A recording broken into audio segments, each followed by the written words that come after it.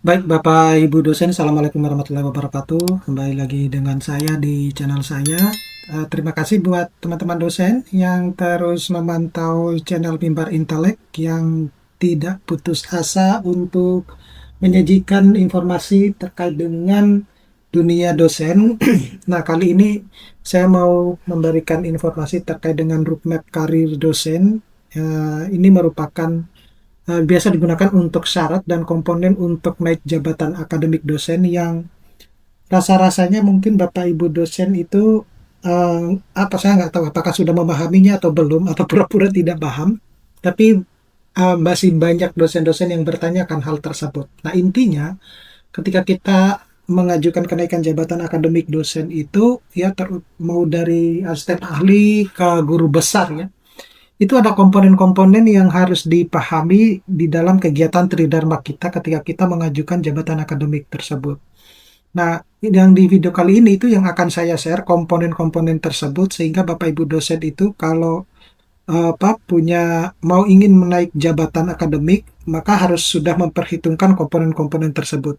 Nah, ini yang saya lakukan ketika saya juga merancang jabatan akademik saya, sehingga saya tidak merasa kesulitan ketika saya sudah tahu bahwa komponen-komponen ini itu yang dibutuhkan dan sesuai perhitungan. Nah, tapi sebelum saya membahas ini lebih dalam, Bapak Ibu dosen, saya mau menginformasikan kepada teman-teman dosen bahwa bagi Bapak Ibu dosen yang ingin mendownload e-book yang bisa digunakan untuk prompting menulis jurnal internasional Scopus ataupun ke jurnal nasional Sinta 1 hingga Sinta 6 atau bahkan menulis buku, Bapak Ibu dosen bisa mendownloadnya melalui link yang sudah saya sediakan pada deskripsi dari video-video saya ini. Nah, tanpa panjang lebar Bapak Ibu dosen, saya menyampaikan bahwa yang pertama, Bapak Ibu harus memahami dulu tabel jenjang jabatan angka kredit ya, jabatan angka kredit. Meskipun kalau di dosen ASN sepertinya agak sedikit berbeda ya, tetapi angka kredit kumulatif itu harus tetap diperhatikan seperti itu. Jadi kalau yang PNS itu kan atau yang ASN itu kan mereka menggunakan sistem konversi ya, berdasarkan dari Permen Pan RB nomor 1 tahun 2024.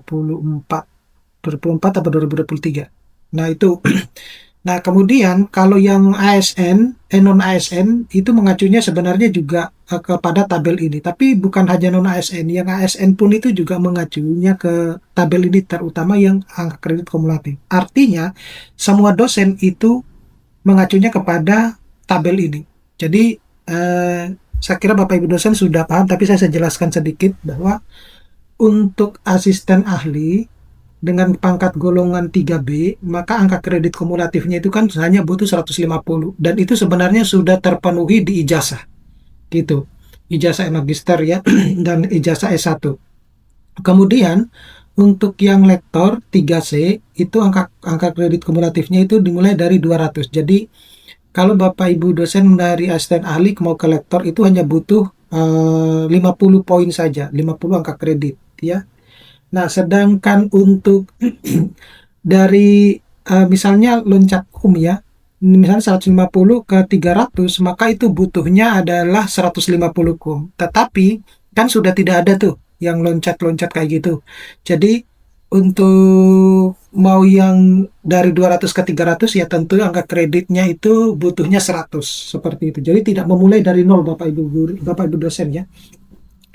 Kemudian untuk yang lektor kepala, lektor kepala itu sebenarnya mulai dari 4A ya, 4A, 4B, bahkan sebenarnya ada yang 4C ya sampai 4C. 4C ya, bukan itu di sini agak sedikit kesalahan ya. 4C. Jadi dari kita berangkat katakanlah dari lektor ke lektor 3D ke lektor kepala 4A itu butuh juga 100 ya.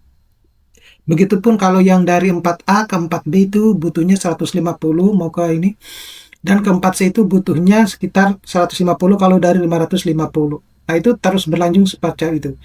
Nah, kemudian untuk yang guru besar itu mulainya dari 4D. 4D ke 4E. Jadi untuk standar minimum angka kredit kumulatif guru besar itu 850. Untuk yang paling tertinggi itu adalah 1050. Jadi kalau seandainya ya masih ada fasilitas loncat jabatan atau loncat kum ya, saya menyebutnya loncat kum. Jadi kalau misalnya Bapak Ibu dosen itu produktif, katakanlah berangkat dari lektor kepala 4A 400 mau ke langsung ke 850 itu berarti kan butuh sekitar 450 gitu.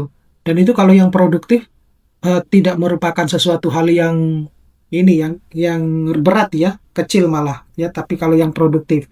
Nah, nanti akan saya sampaikan pada komponen-komponen utamanya yang lain yang apa yang harus diperhatikan ketika kita mengajukan ke jabatan akademik ya. Jadi ini Bapak Ibu dosen saya kira sudah memahami ini ya. Jadi untuk yang pengajuan jabatan akademik sekarang itu berjenjang Bapak Ibu dosen. Jadi tidak bisa loncat misalnya mau dari 300 ke langsung ke 700, tidak bisa semacam itu, atau 300 ke 550, tidak bisa. Jadi berjenjang. Nah, ini yang kemudian membuat pengajuan atau jabatan akademik dosen itu akan menjadi lebih lama seperti itu. Jadi bisa saja Bapak Ibu dosen itu untuk mencapai guru besarnya itu akan lebih lama ya, sehingga itu akan berpengaruh kepada jumlah guru besar yang ada di Indonesia.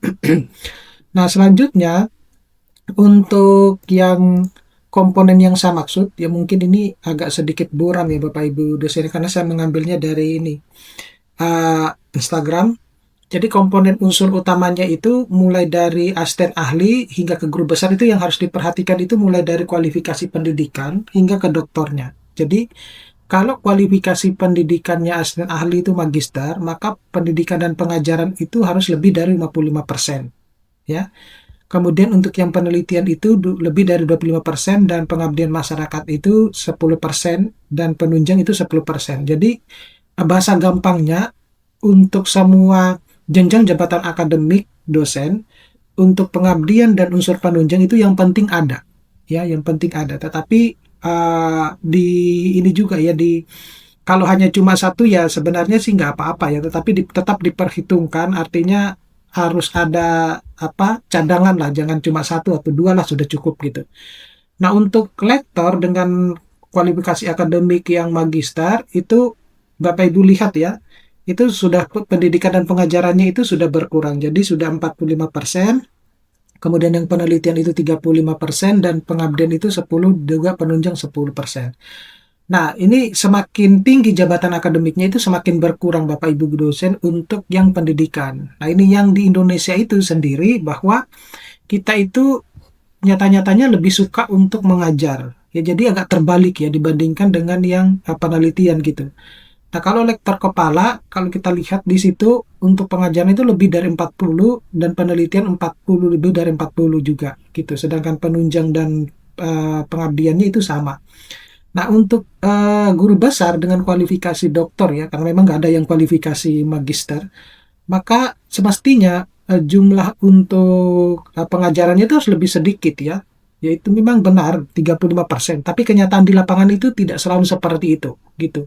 Ya karena mungkin uh, dosennya mungkin jumlahnya sedikit gitu ya, sehingga terpaksa ya harus mengambil jam-jam mengajar yang sebenarnya bukan jam mengajarnya dia seperti itu ya, ataupun yang lain. Nah, justru yang harus lebih ditekankan itu adalah yang penelitian ya, karena terutama sebenarnya untuk lektor kepala dan guru besar itu yang harus lebih ditekankan itu adalah penelitian. Dan saya ini kita berharap ya bahwa kedepannya itu tidak lagi banyak kita disibukkan oleh administrasi ya yang tidak begitu penting, sehingga kita bisa lebih fokus di dalam penunjangan karir, terutama kita lebih fokus untuk mungkin melakukan riset dan eksperimen gitu atau eksperimen.